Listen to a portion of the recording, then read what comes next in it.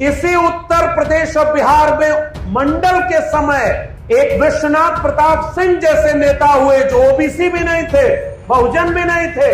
वो सब कहते हैं कि हम जातिवादी हैं। डॉक्टर राम मनोहर लोहिया क्या पीडीए थे? राहुल सांकृत्यायन क्या दलित पिछड़े थे?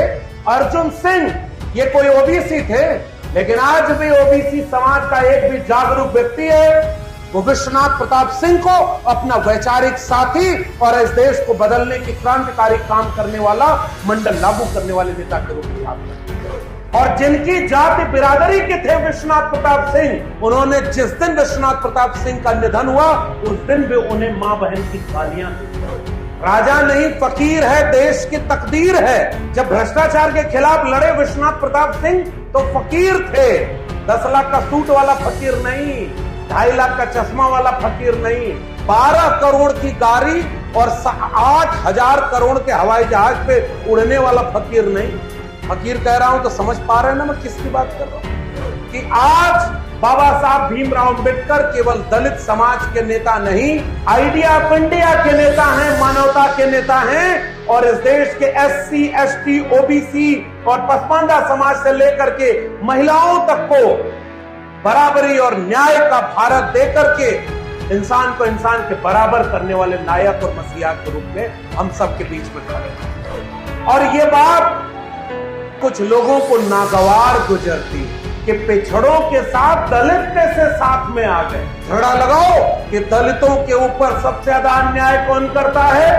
ओबीसी। झगड़ा लगाओ कि ओबीसी में कौन जाति है जिसने सारा हक लूट लिया। झगड़ा लगाओ कि कैसे घर के भीतर ही भाई को भाई से लड़ा दिया जाए। अस्पताल में सबसे ज्यादा भीड़ किसकी है? वहां 90% हम हैं। बेरोजगारों की भीड़ में 90% हम हैं।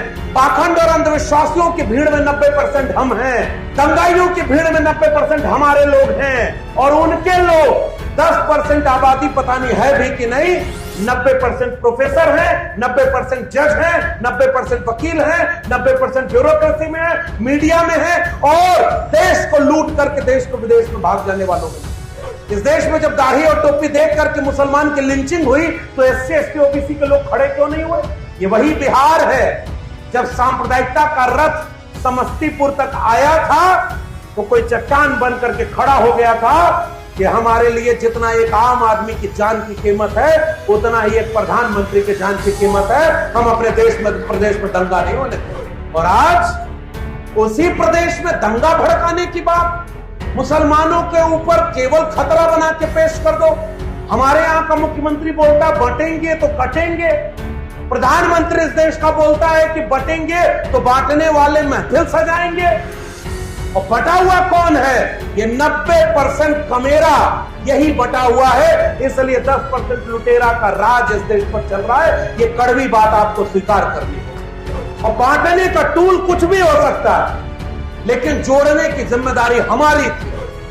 अगर आज हम एकजुट नहीं हुए, अपने वैचारिक शत्रु को नहीं पहचाने तो हमारे बंटवारे का फायदा कोई ले जाएगा और हम केवल ये दोष मरते रह जाएंगे कि ओबीसी का हक खा गया था ये, दलितों का हक खा गया ये, पसमानदा का हक खा गया ये।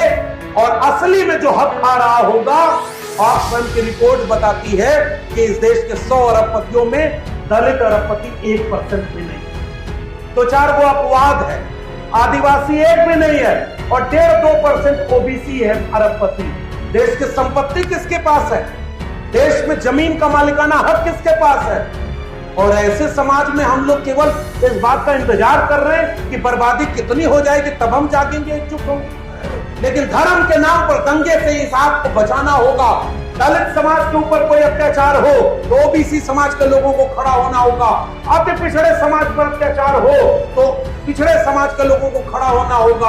और किसान गरीबों पर अत्याचार हो तो जो ताकतवर है उनको खड़ा होना होगा। सुख में न खड़े हो पाना, दुख में जरूर खड़े होना।